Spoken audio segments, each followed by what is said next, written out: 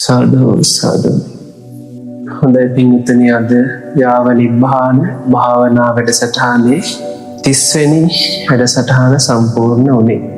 දැන් ඔය පින්වතුන් පැයක් වැනි කාලයක භාවනාවේ නිරත වුණා. එතකොට භාවනාව වෙන්නද කොහොමද? භාවනාව වැඩෙන්න ඕන. වැඩිච්ච අයට මේකේ සමීපය දැනෙන්න ඇති. නොවැඩුණා නම් ඒක ඇයි කියලා හිතලා මේක තමයි හදාගන්න මොහොත. අද අපි කතා කරපු කාරණා වල බලය, ශක්තිය හැඟීම් දැනෙන හිතකට දැනෙන්න එක කාරණාවක් කියලා අපි අනුමೋದනාව අවසන් කරනවා. අපි මේක නිතර කියන කාරණාවක්, නමුත් නැවත හිතන්න ඕන එකක්. මේක කියනකොට හැඟීමක් ඇති හිතකට බොහෝ දැනීමක් ඇති වෙන්න ඕන. මට මතකයි මේක කියද්දී අපි චේතිය පුතා අඬා වැටුණා.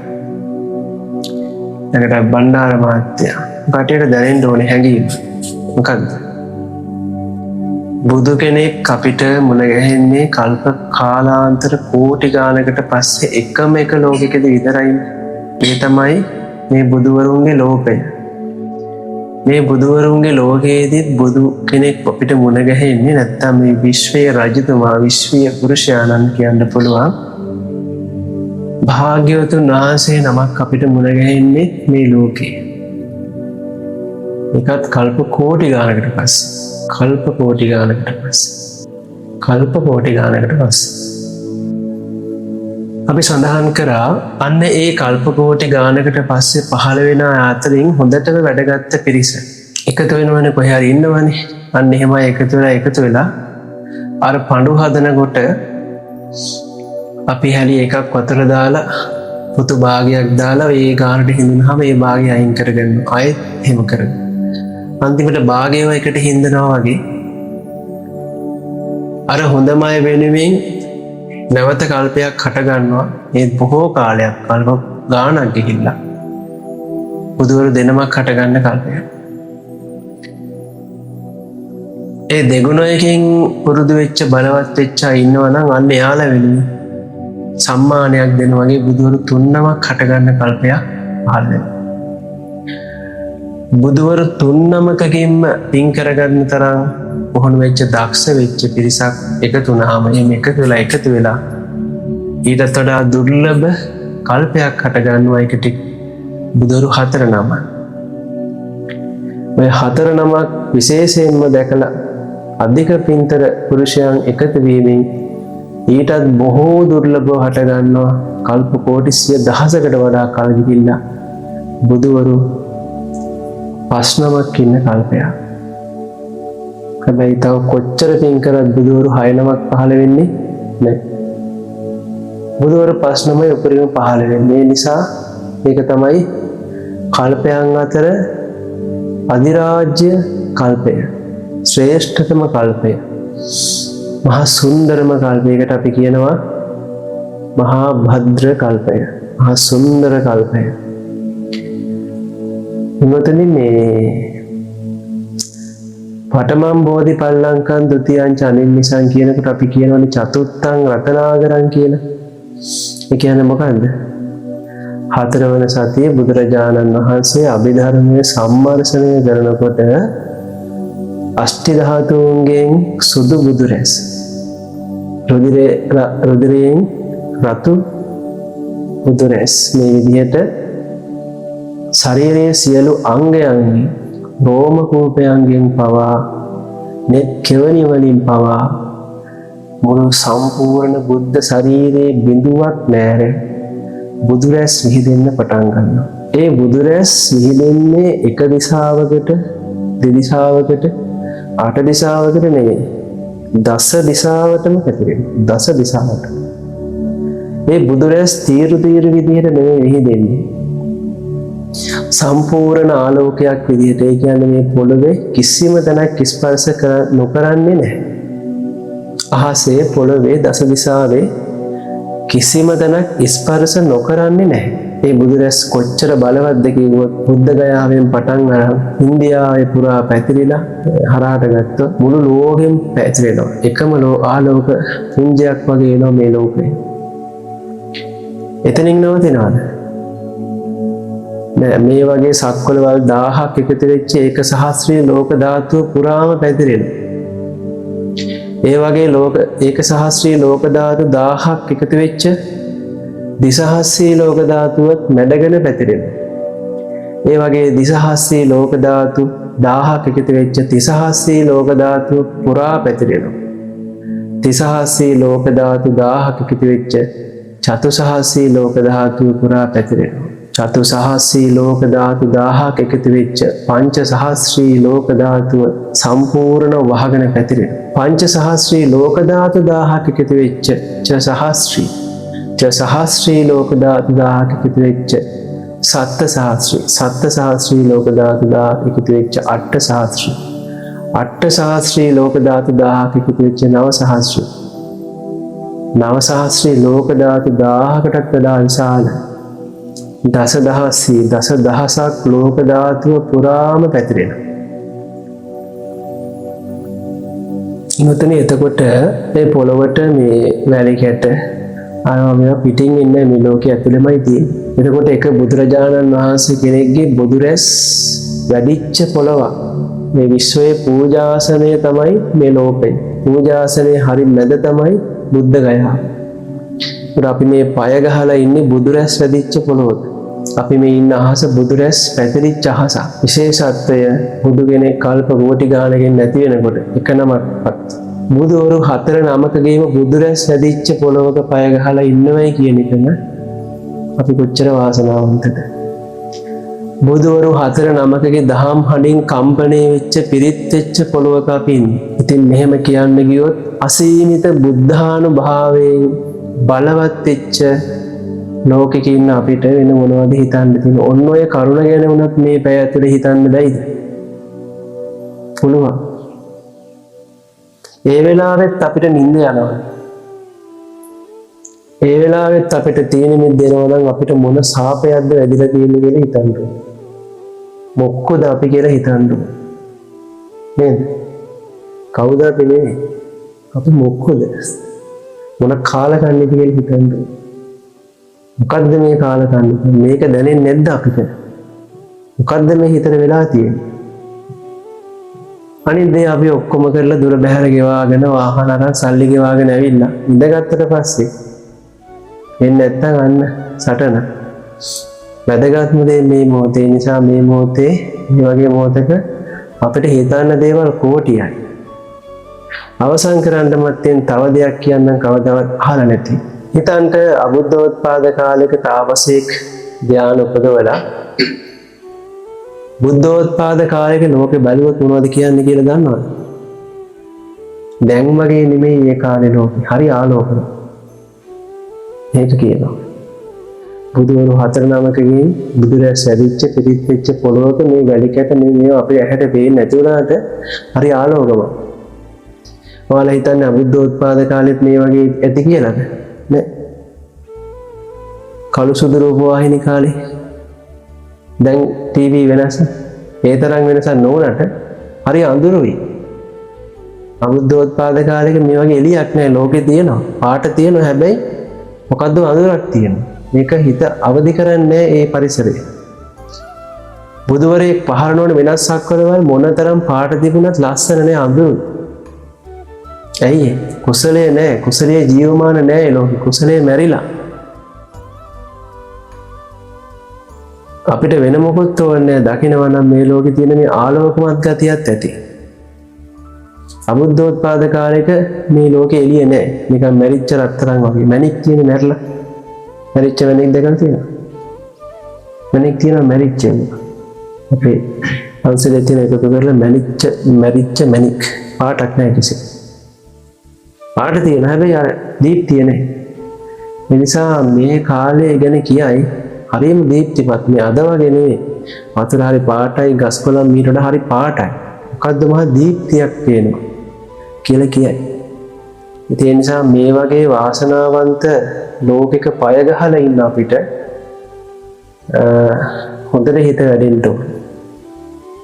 ඔක්කොම කරලා මග ගෙවලා ඇවිල්ලා අපි දැන් ඉන්නේ සීතල පරිසරේ. වතුර වහින හඬ ඇහෙන්නේ, කුරුළු කෑ ගහන හඬ ඇහෙන්නේ.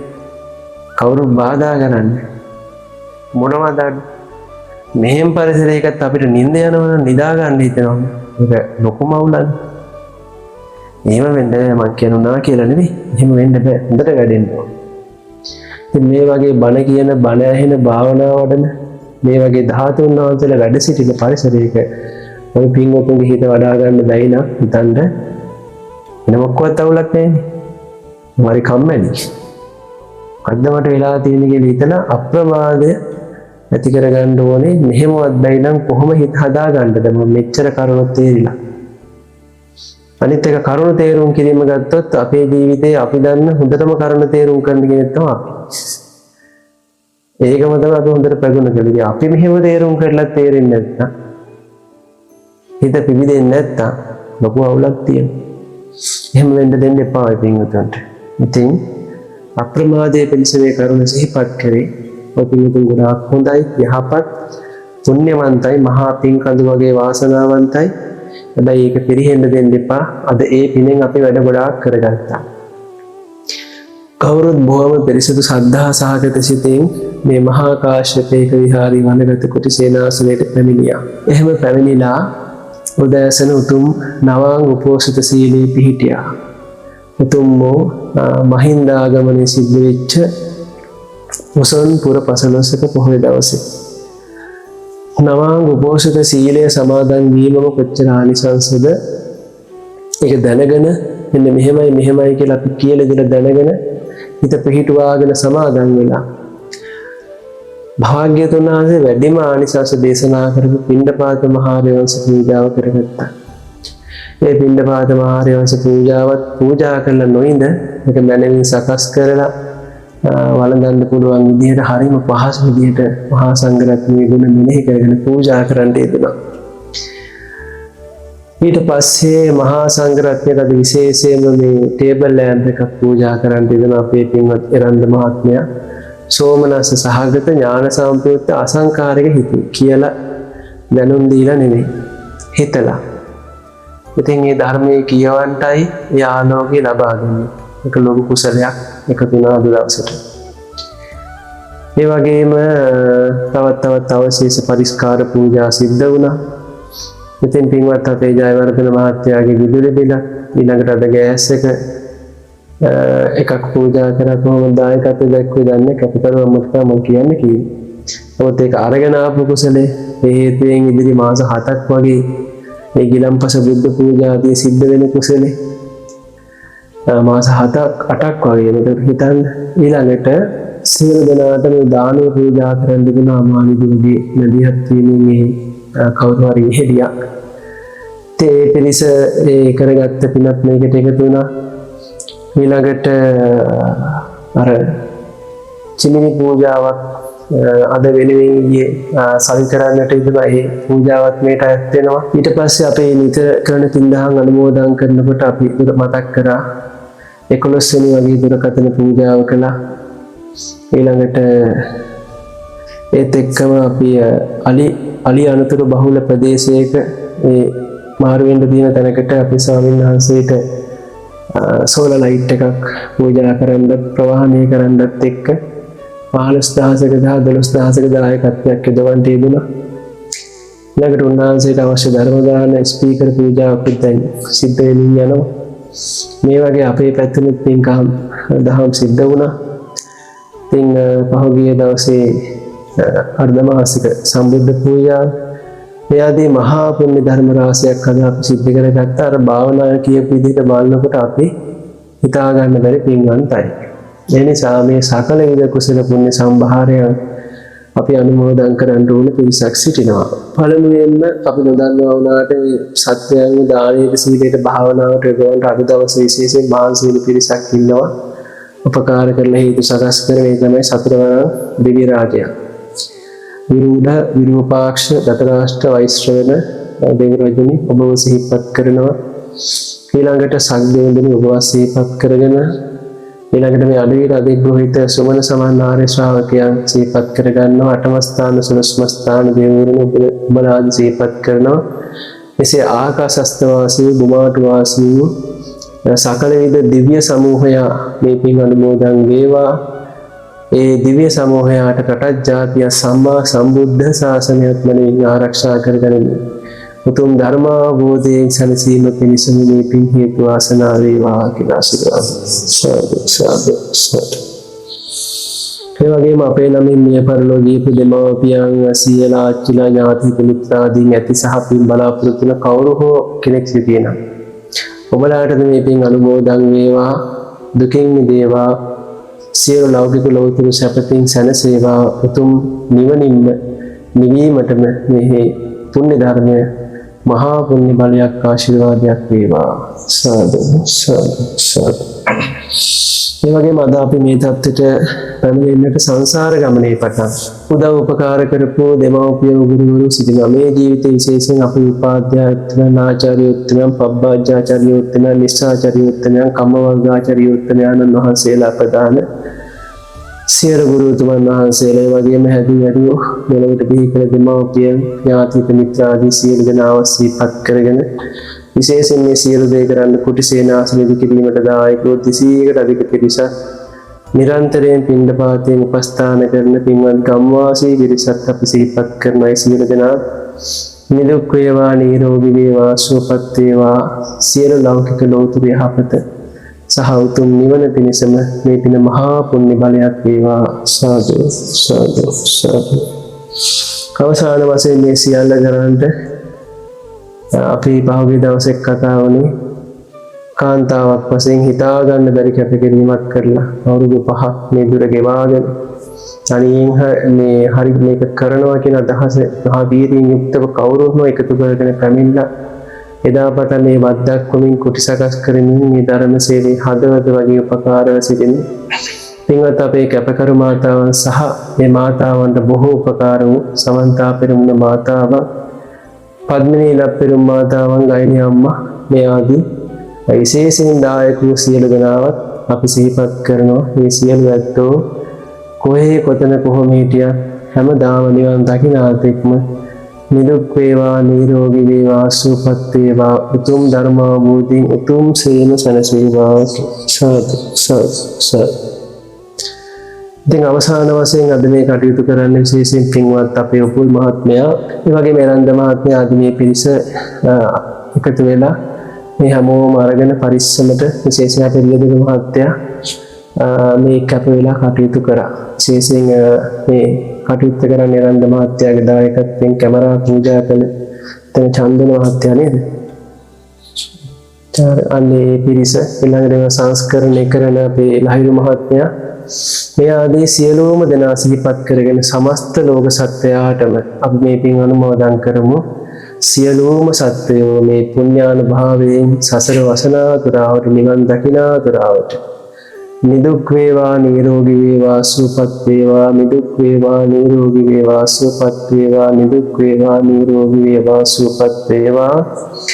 සියලු ආකාරයෙන්ම යහපත සලසා ගනිත්වා. අයහපතක් නම් නොවේවා, දුගතියක් අසත්පුරුෂාස්ත්‍රයක් කිසිසේත්ම නොවේවා. වීමට හේතුවක් සකස් වේවා.